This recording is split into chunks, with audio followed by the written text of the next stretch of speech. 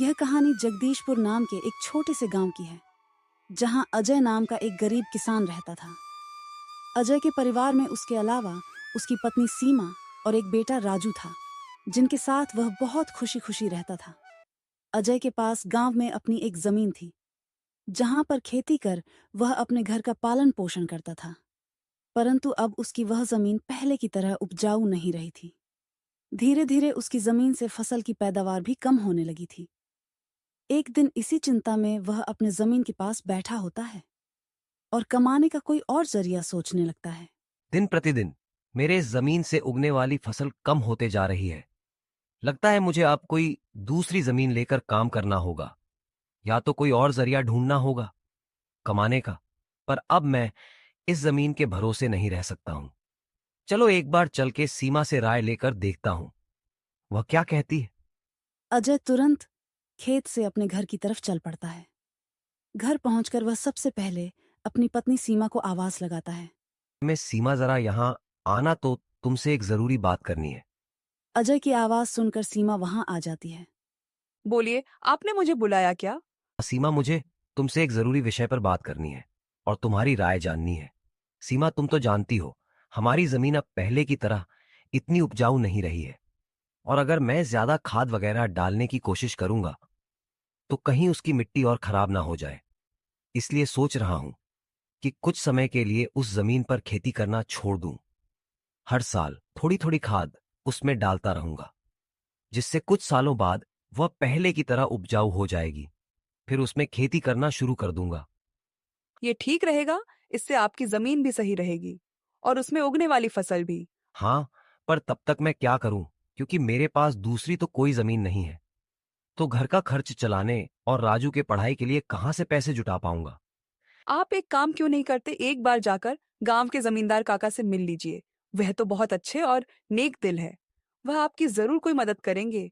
हाँ सीमा, यह ठीक रहेगा, क्योंकि काका अगर कोई नया काम भी करने बोलेंगे तो वो उसमें भी मेरी मदद कर देंगे। ठीक है सीमा, तो मैं कल सुबह सुबह ही काका से मिलने उनके घर चला जाऊंगा। अगली सुबह अजय जमींदार से मिलने उसके घर के लिए चल पड़ता है। जमींदार के घर के बाहर पहुंचकर वह जमींदार को आवाज लगाता है। वाह, काका, क्या आप घर पर हो?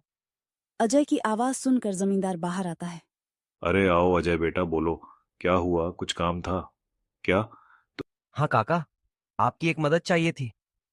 अजय फटाफट से जमींदार को अपने खेत की हालत बता देता है। तो इसमें परेशान क्यों हो बेटा? काका, मेरे पास एक ही जमीन है जिस पर खेती कर मैं अपने घर का खर्च चलाता हूं, और मैंने आज तक खेती के अलावा कोई दूसरा काम भी कभी किया नहीं। तो अब यही नहीं समझ आ रहा है मैं क्या करूं। बेटा, खेती के अलावा दूसरा काम क्यों करना? तुम एक काम करो, मेरे पास गांव के बाहर एक जमीन है, तुम उस पर खेती करो। काका, पर इससे तो आपका नुकसान हो जाएगा। बेटा, कोई नुकसान नहीं होगा। इसी बहाने तुम मेरी जमीन की देख रेख भी करोगे, क्योंकि अब तो मेरी उम्र भी हो गई है और मेरा बेटा भी शहर में रहता है। तो इससे तुम्हारा भी भला हो जाएगा और मेरी भी थोड़ी जिम्मेदारी कम रहेगी। ठीक है काका, अगर ऐसी बात है तो मैं कल से ही उस खेत पर काम करने चला जाऊंगा। अजय जमींदार को धन्यवाद कहकर वहां से अपने घर के लिए निकल जाता है। अजय अपने घर पहुंचकर सीमा को सारी बात बता देता है। यह तो बहुत अच्छा है। यानी आपकी सारी चिंता ही खत्म हो गई। हाँ सीमा, अब मैं काका के खेत पर बहुत मेहनत करूंगा और कोशिश करूंगा कि एक दो और खेत खरीद लूं, क्योंकि भविष्य में ऐसी समस्या आए तो उसके लिए हम तैयार रहे। अगली सुबह अजय जमींदार के खेत पर काम करने निकलने वाला होता है, तो सोचता है काका की जमीन गांव के बाहर है, तो शायद शाम को आते आते देर हो जाए, इसलिए सीमा को बोलकर जाता हूं। सीमा, जरा यहां आना। आपने बुलाया मुझे? तो अजय को बुलाता सुनकर सीमा वहां आती है। बोली, हाँ सीमा, सुनो, काका का खेत गांव के बाहर है, तो मुझे शाम को घर लौटने में थोड़ी देर भी हो सकती है। तो अगर मुझे देर हो जाए तो तुम और राजू खाना खाकर सो जाना। ठीक है, पर अपना ध्यान रखना। और हाँ, 1 मिनट रुकना। मैं आपके खाने का डिब्बा लेकर आती हूँ। वह लेकर ही जाना। फिर क्या था, अजय अपना खाने का डिब्बा लेकर गांव के बाहर वाली जमीन पर काम करने चल पड़ता है। चलते चलते कुछ समय बाद वह गांव के बाहर वाली जमीन पर पहुंच जाता है। चलो, अब पहुंच गया हूं, तो फटाफट से खेत पर काम करना शुरू कर देता हूं। अजय अपनी कुदाल उठाकर खेत पर काम करना शुरू कर देता है। अजय को अभी काम करते कुछ समय हुआ ही था कि तभी पीछे से एक सांप आकर उसे काट लेता। सांप के काटने के कुछ समय में ही अजय चक्कर खाकर वहीं गिर जाता है। यहां अजय सांप के काटने से बेहोश हो चुका था, पर गांव के बाहर होने के कारण उसकी खबर अब तक उसके घर वालों को नहीं चलती है। सुबह की अब रात हो जाती है और सीमा अजय का इंतजार कर रही होती है। माँ को इतने परेशान देख क्या हुआ माँ? पिताजी अब तक क्यों नहीं आए? माँ, बेटा, तुम्हारे पिताजी आज काम करने जमींदार काका के गांव के बाहर वाली जमीन पर गए हैं और उन्होंने मुझे बोला भी था कि उन्हें आते आते देर हो जाएगी, पर अब कुछ ज्यादा ही समय हो गया। आए। माँ, आप क्यों फिक्र कर रही हो? पिताजी ने जब बोला था कि उन्हें आने में देर होगी, तो कुछ सोच समझ कर कहाँ होगा। एक काम कीजिए, आप जाकर सो जाइए। राजू की बात सुनकर सीमा अपने कमरे में सोने के लिए चली जाती है। अगली सुबह भी जब सीमा देखती है कि अजय अब तक घर नहीं आया है, तो परेशान होकर वह सीधा जमींदार से मिलने उसके घर की ओर चली जाती है। सीमा जमींदार के घर पहुंचकर उनसे अजय के बारे में पूछने लगती है। नमस्ते का अजय, कल आपके गांव के बाहर वाले खेत में काम करने गए थे, पर अब तक घर नहीं आए हैं। क्या कहा बेटी? अजय कल गया था और अब तक घर नहीं आया? हाँ काका, उन्होंने मुझे कहा था कि खेत गांव के बाहर है, तो आते आते रात हो जाएगी, पर अब तो रात की सुबह हो गई, पर वो अब तक नहीं आए हैं।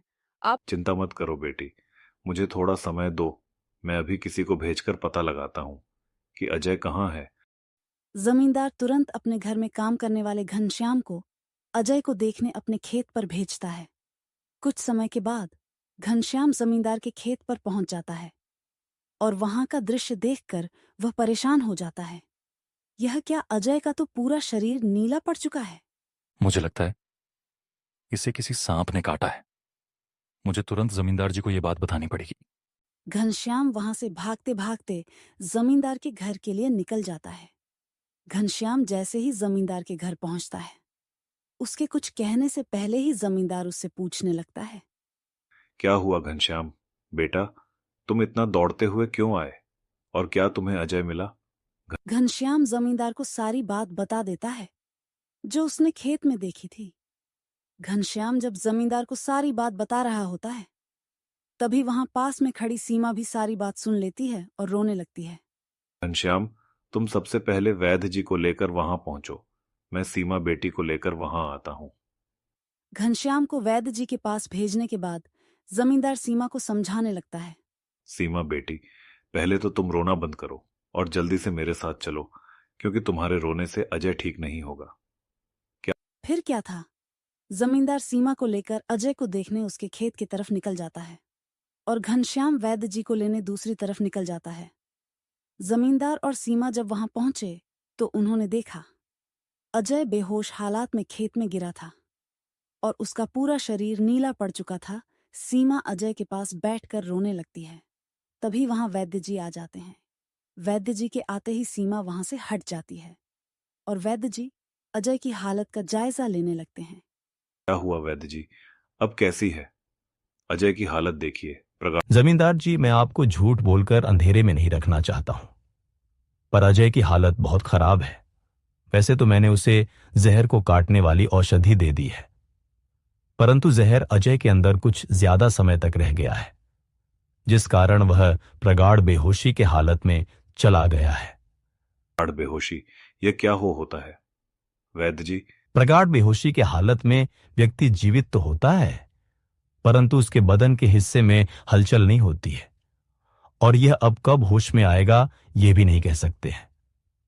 वैद्य जी, तो अब हम क्या करें? देखिए जमींदार जी, अभी के लिए मैं कुछ दवाइयां दे रहा हूं, उसे समय समय पर पानी में मिलाकर देना, बाकी तो सब ऊपर वाले के भरोसे हैं। वैद्य अजय की हालत का जायजा लेकर और दवा देकर वहां से चले गए। फिर कुछ गांव वाले अजय को लाकर उसको उसके घर के बिस्तर पर लिटा देते हैं। देखो सीमा बेटी, तुम बिल्कुल चिंता मत करना। तुम अजय की अच्छे से देखभाल करो। देखना, वह बहुत जल्द ठीक हो जाएगा, और तुम्हें अगर किसी भी चीज की कोई भी जरूरत हो तो मुझे जरूर बता देना, और हर महीने मैं तुम्हारे लिए और राजू के लिए कुछ पैसे भेजता रहूंगा। पर तुम हिम्मत मत हारना। आपका बहुत बहुत धन्यवाद काका। आप हम लोगों की बहुत मदद कर रहे हो। जमींदार फिर वहां से सीमा को दिलासा देकर चले जाते हैं। जमींदार के जाने के बाद वहां राजू आ जाता है और अपने पिता की हालत देखकर सीमा से उसका कारण पूछने लगता है। माँ, यह पिताजी को क्या हुआ है? बेटा, तुम्हारे पिताजी को कल खेत में सांप ने काट लिया है, जिस कारण वह बेहोश हो गए हैं। बेटा, वैद्य जी ने कुछ दवाइयां दी हैं और उन्हें समय समय पर पिलाने कहा है। उन्होंने बोला कि उन दवाइयों से वे बहुत जल्द ठीक हो जाएंगे। माँ, तो पिताजी होश में कब आएंगे? पर माँ, पिताजी की ऐसी हालत है तो अब हमारे घर का खर्च कैसे चलेगा? नहीं बेटा, तुमको काम करने की कोई जरूरत नहीं है। मैं सब संभाल लूंगी। नहीं माँ, आप क्या क्या करोगी? आप पिताजी का ध्यान रखोगी? आप घर संभालो कि घर का खर्च देखोगी? माँ, आप बस पिताजी का और घर का ध्यान रखो। मैं अब खेत पर काम करके घर का खर्च चलाऊंगा। नहीं बेटा, तुमको काम करने की कोई जरूरत नहीं है। मैं सब संभाल लूंगी। तुम बस अपने पढ़ाई का ध्यान रखो। तुम्हारे पिताजी का सपना है कि तुम बहुत बड़े अफसर बनो और मैं तुम्हें वह बनाकर रहूंगी, भले उसके लिए मुझे कितनी भी मेहनत क्यों ना करनी पड़े। फिर सीमा राजू को वहां से पढ़ने भेज देती है। मुझे अब कुछ करना ही होगा, क्योंकि मैं अब अजय का ठीक होने का इंतजार तो नहीं कर सकती हूँ। मुझे अब खुद जाकर खेती करना होगा और हो सके तो कोई और काम भी देखना होगा। नमस्ते। अगली सुबह सीमा सीधे जमींदार से मिलने पहुंच जाती है। नमस्ते जमींदार काका। काका, अजय। नमस्ते बेटी, बताओ कैसे आना हुआ, और अजय की तबीयत अब कैसी है? हाँ। काका, अजय की तबीयत फिलहाल तो वैसी ही है और मुझे आपकी एक मदद चाहिए थी, इसीलिए मैं आपसे मिलने चली आई। बोलो ना बेटी, मैं तुम्हारी किस प्रकार मदद कर सकता हूँ? आपने अब तक हमारी बहुत मदद की है। अब आप बस मुझे आपके खेत में काम करने की इजाजत दे दीजिए। मैं अब खुद काम करके अपना घर चलाऊंगा, अवसर बनाऊंगी। बेटी, पर तुम्हें वहां काम करने की कोई जरूरत नहीं है। मैं हूं ना, मैं तुम्हारे घर के लिए जो भी खर्च लगेगा हर महीने भेज दिया करूंगा। मुझे जमींदार सीमा को बहुत समझाने की कोशिश करता है, पर सीमा जमींदार की बात मानने तैयार नहीं थी। आखिर में सीमा की बातें सुनने के बाद जमींदार सोचने लगता है।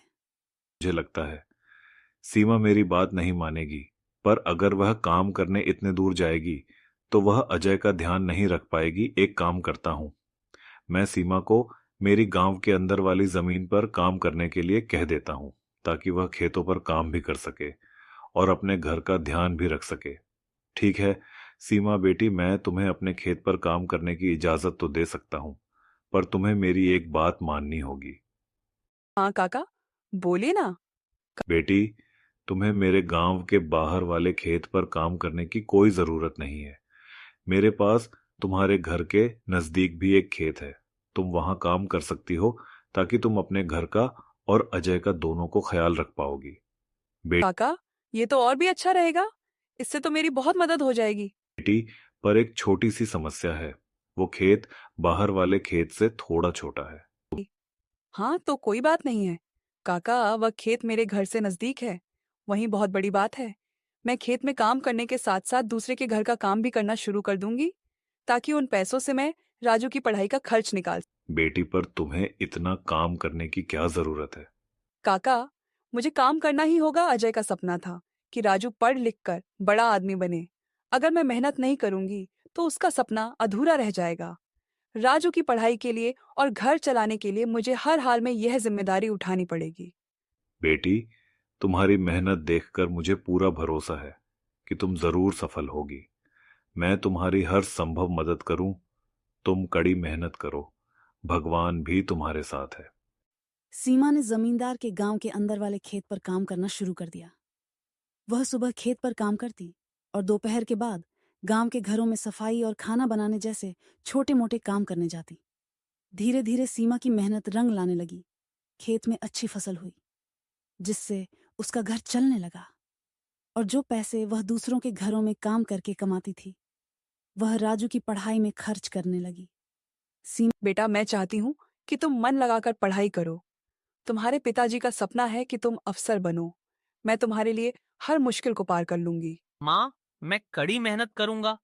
एक दिन मैं पिताजी का सपना पूरा करके दिखाऊंगा। सीमा की मेहनत और त्याग से गांव के लोग भी प्रेरणा लेने लगे। उन्होंने देखा कि कैसे एक माँ अब अपने परिवार के लिए हर कठिनाई का सामना कर रही है। इसी बीच अजय की हालत धीरे धीरे सुधरने लगी। वैद्य जी की दवाओं और सीमा की देखभाल ने जहर का असर कम कर दिया। एक दिन अचानक अजय को होश आ गया। अजय को होश में आते देख सीमा बहुत खुश हो गई। अजय, तुम्हें होश आ गया। भगवान ने मेरी मेहनत और दुआएं सुन ली। नहीं सीमा, मैंने तुम्हें और राजू को बहुत परेशान किया। नहीं बेटा, अजय, तुम हमारी ताकत हो। जब तक तुम ठीक हो रहे थे, मैंने हर जिम्मेदारी संभाली और देखो, अब सब कुछ ठीक हो रहा है। अजय धीरे धीरे पूरी तरह ठीक हो गया। उसने सीमा की मेहनत और त्याग देखकर प्रण लिया कि अब वह उसके साथ कंधे से कंधा मिलाकर परिवार को आगे बढ़ाएगा। राजू की पढ़ाई भी सफलतापूर्वक चलती रही और कुछ सालों बाद वह एक बड़ा अफसर बन गया। माँ, पिताजी, मैं आज जो कुछ भी हूँ वह आपकी मेहनत और त्याग के कारण हूँ। नहीं बेटा, यह सब तुम्हारी माँ का बलिदान है। उसने हमारे परिवार को बचाने के लिए हर मुश्किल का सामना किया। सीमा का त्याग और अजय का साथ दोनों ने मिलकर एक नई मिसाल कायम की। गांव वाले अब भी उनकी इस कहानी को आने वाली पीढ़ियों को प्रेरणा के रूप में सुनाते हैं। इस तरह माँ का त्याग की यह कहानी हमें सिखाती है कि एक माँ का समर्पण किसी भी चुनौती को पार कर सकता है और परिवार को जोड़ कर रखता है। दोस्तों, तो इस तरह की और शानदार और मजेदार कहानियां देखने के लिए हमारे इस चैनल को जल्द से जल्द सब्सक्राइब कर लें।